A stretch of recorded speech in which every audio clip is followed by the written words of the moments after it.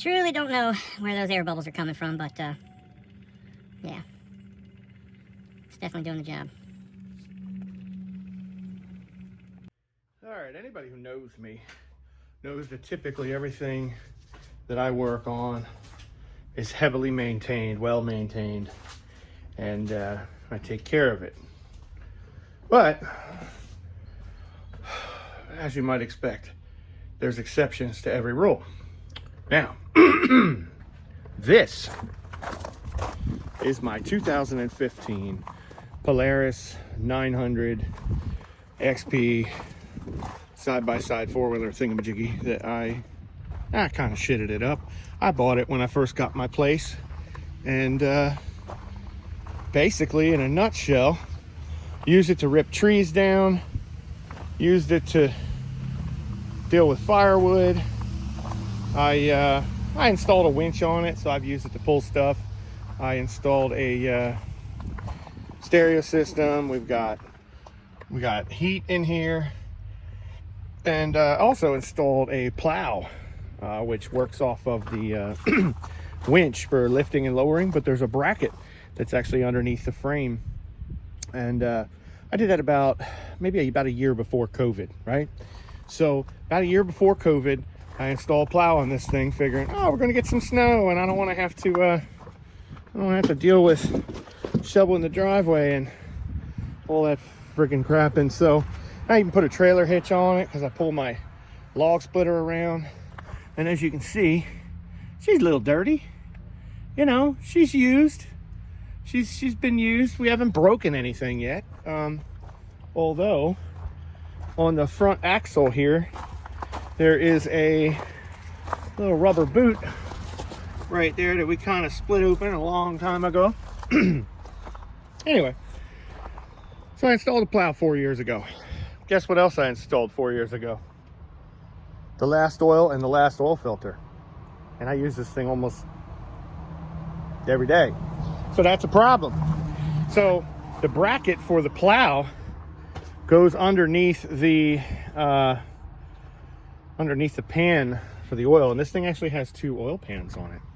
So what we're going to do today is do the first oil change on the Polaris since before COVID without taking the oil plugs out, using this here Amazon sourced extractor pump. And I'm going to make a video about it. You can follow along and we'll see if it works. First, I got to clean this bed out of all the crap that's accumulated, because you have to pull this here handle and tilt this bed up to get access to the engine.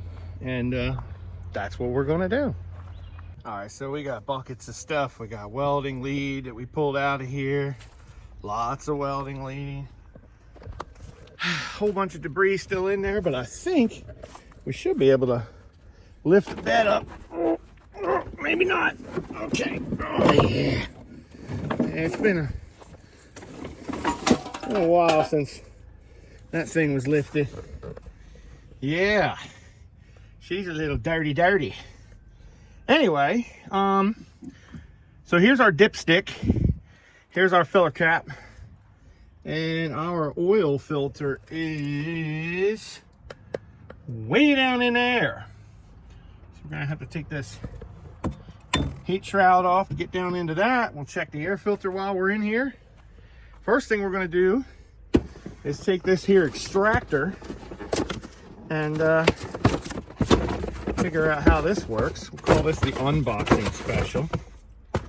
Oh, wow. All right. Excellent working experience. Right. So I guess I got to put this thing together. All right, so we've got this cute little thing put together here. Basically, you got this long hose that'll go down in the dipstick. And I guess you'll be able to see the suction. And then when you pump this thing, it creates a vacuum in here and pulls the oil in. At least that's the way I've got this figured out. So took the heat shroud off, got it sitting right here. So it's a tad bit easier to get to that there oil filter, which looks like it's had better days. So I'm going to fire this thing up. You'll probably hear a little bit of a tapping. of the motor, because the oil is like got the equivalent of like 80,000 miles on it. Hear that tap tap?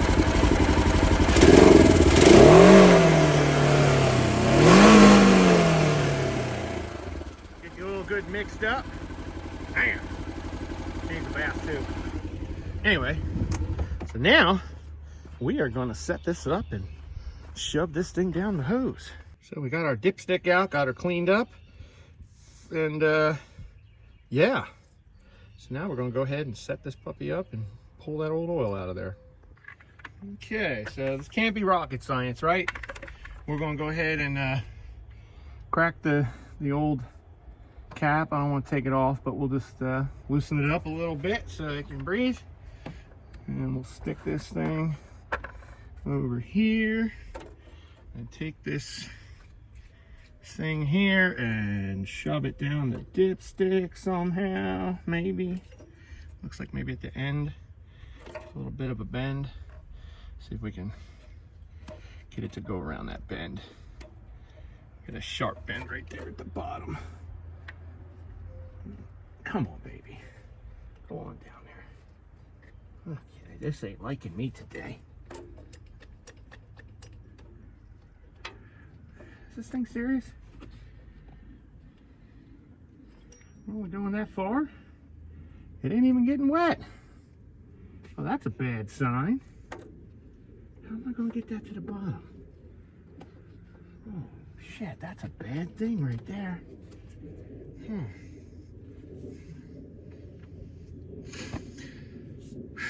Wow, okay. So we got problems, folks. We can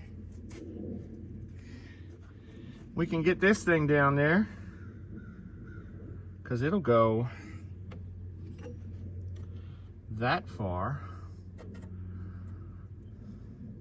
Looks like I gotta go a little farther in order to get that in place. Turn it. Oh, there it is. Okay, so what I did was, you see how the tube goes in and turns down? I bent my little hose here downward, thinking that was gonna take me to the bottom, but for whatever reason I had to turn it a little to the left towards the block of the motor, and boop, it went all the way to the bottom. See, that's the trick. You gotta pull a little hair around it, get it to go in deeper. So what we're gonna do is, I'm figuring this out as I go along, folks, so laugh all you want. I'm gonna go ahead and pump this thing and see if we can get some oil. Oh, there we go. We got oil coming up the line. So I guess I create a certain amount of vacuum and then leave it like that. I guess this takes a while. Yeah, baby. All right. So we just leave it like that. I guess you can see, maybe you can't see, there is actually a flow. Get the camera off of here. There is actually a flow of oil going up that tube. I'm guessing it's got a little bit of air bubbles and stuff going with her, but she's flowing. We'll see how this goes. Pretty good stuff. All right, folks, we're probably I don't know, we got some air bubbles in there, but we're 5 minutes in. We got over, according to this, I see the 1 mark on that thing, so we got over 1 liter of oil out of it, and still going, so that's a good thing. I think this is working. All right, so something I like to do is I dumped about 1/3 of a quart of oil in here after it started sucking air. I let it settle down into the bottom, and now I'm pulling that out too. Let's just say we're rinsing it out, and looks like we're doing pretty good here. I kind of like this little setup. Not bad at all. So at some point here, this one will pull the little bit of oil that I dump down in there out, and it'll suck on air too. So yeah, not a bad deal. Truly don't know where those air bubbles are coming from, but yeah, it's definitely doing the job. And then we get the suction noises, and we will move the hose around a little bit in the bottom there. See if there's anything else we can pick up.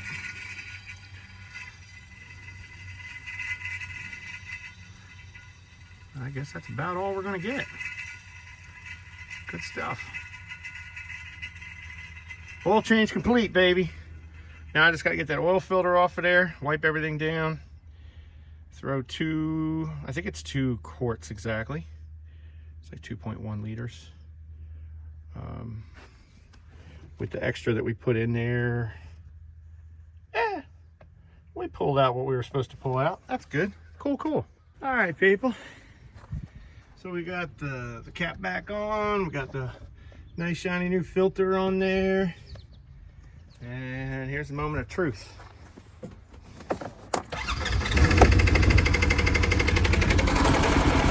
Oh, she quieted right up.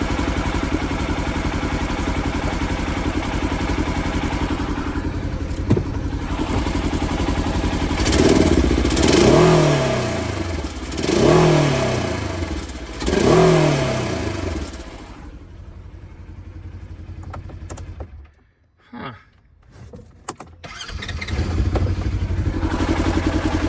Definitely sounds better.